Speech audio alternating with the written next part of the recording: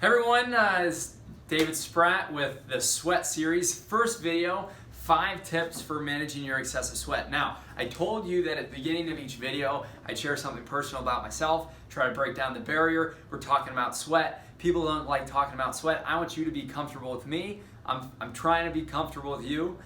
So, it's a two-way street. I'm gonna give, and I want you to give, and we can keep doing and work through this together. Again, the goal of the Sweat Series is to help each other manage our sweat. So, something about me that you want to know.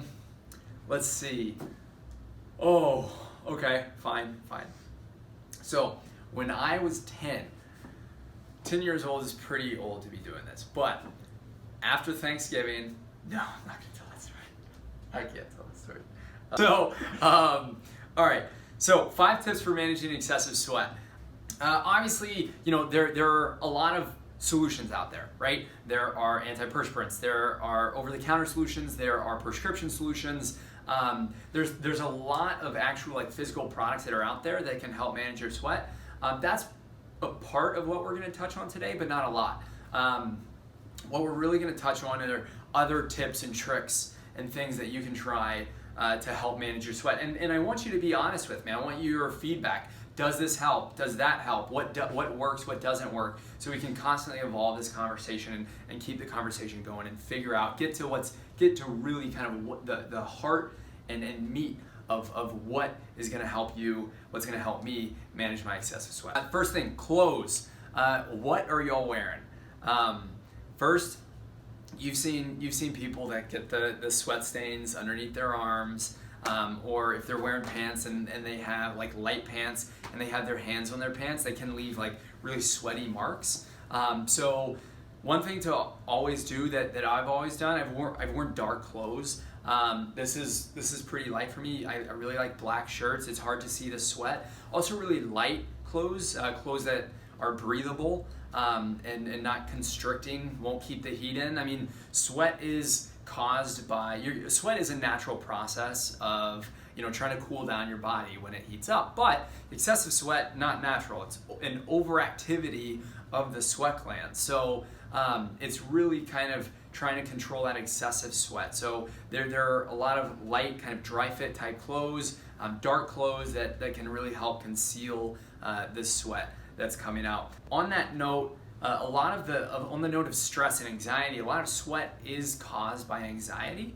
And so, meditation and exercise really help and have shown to help reduce sweat and help with excessive sweat, because you're releasing endorphins, you're relaxing, you're putting your mind at ease, and you're really helping to reduce that anxiety that's leading to that overactivity of the sweat glands, which is pumping out more sweat. So you help reduce the anxiety, you help reduce the stress. That will kind of bring the sweat down. That's why you sweat a lot more before presentations or dates or interviews. You're nervous, you're stressed, you're anxious. So how can we help bring that level of anxiety, that level of stress down? Meditation and exercise work really well. Antiperspirants. Over-the-counter antiperspirants work really well. Obviously, Carpe is what's changed my life.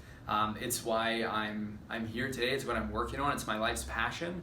Carpe antiperspirant. We have products for the hands, feet, and underarms. The real big problem areas, but obviously trying to work on solutions for other areas as well.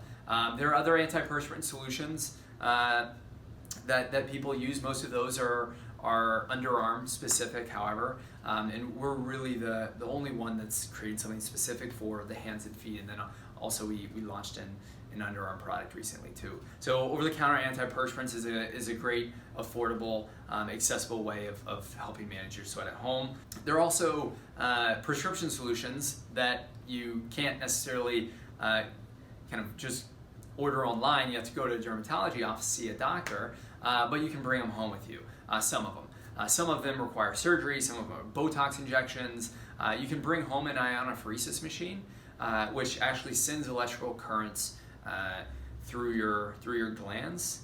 Really kind of for people that use it, they like it on the hands and feet.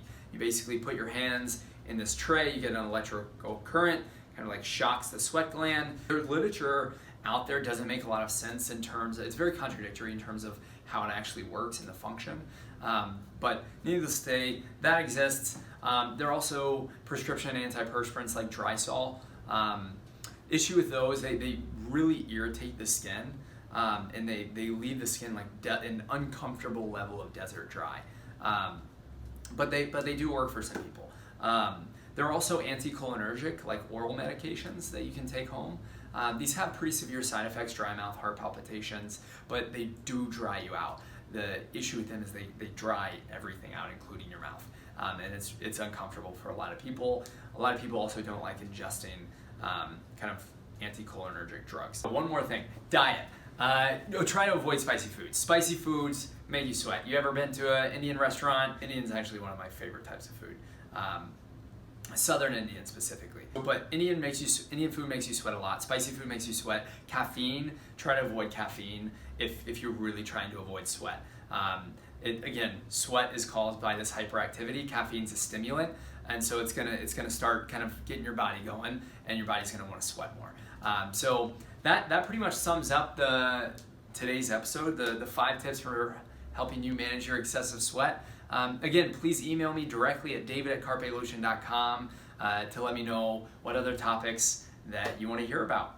All right, thanks.